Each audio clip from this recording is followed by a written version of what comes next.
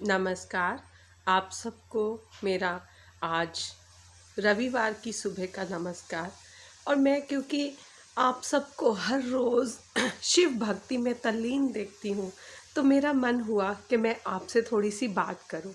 और वो बात ये है कि हम सब शिव परिवार के बारे में जानते हैं, और जैसे ही हम शिव परिवार की बात करते हैं तो हम बात करते हैं भगवान शिव की, हम बात करते हैं उनकी सुपत्नी पार्वती जी की, माँ पार्वती की, हम बात करते हैं भगवान गणेश की, हम बात करते हैं उनके बड़े भाई भगवान कार्तिकेय जी की। लेकिन क्या हम में से कोई जानता है कि इनके परिवार में एक और सदस्या थी जिनका नाम था अशोका सुंदरी, और वो भगवान शिव की बेटी थी, सुपुत्री थी, और गणेश और कार्तिकेय की बहन थी।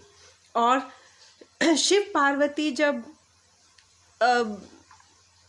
कल्प वृक्ष के पास गए, और वहाँ पर जब शिव जी पार्वती जी ने अपनी इच्छा प्रकट करी एक सुपुत्री पाने की, तो उनकी इच्छा कल्प तरु ने पूरी करी थी।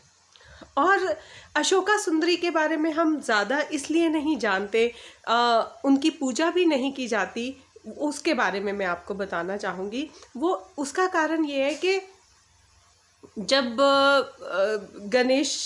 भगवान गणेश का सिर धड़ से अलग कर रहे थे शिव जी, उस समय अशोका सुंदरी जी जो थी वो भी वहीं पर उपस्थित थी, और उनके इस कार्यकल्प को देखकर वो बहुत घबरा गई थी।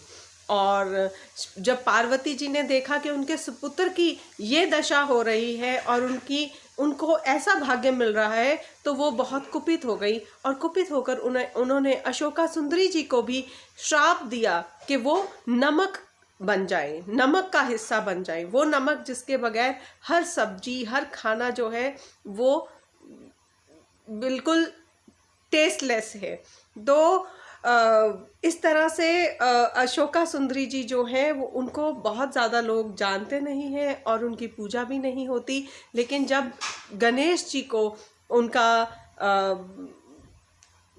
धड़ मिल गया, और गणेश जी के जब प्राण उनको वापस कर दिए गए, उनको वापस उनकी जीवन मिल गया, तो उनके साथ साथ उन शिवजी ने जो हम अशोका सुंदरी जी थी, इनको भी उन्होंने जीवन दान वापस कर दिया। सो ये है। और हम सब जानते हैं शिव परिवार को, लेकिन इस सदस्य को जो अशोका सुंदरी जी हैं या शिव जी की जो बेटियां हैं, उनके बारे में हम में से कोई नहीं बात करता। इसलिए मेरा मन किया कि आज मैं आपसे साझा करूं, इसलिए साझा किया। और आप सबका बहुत बहुत धन्यवाद, और हर हर महादेव। धन्यवाद।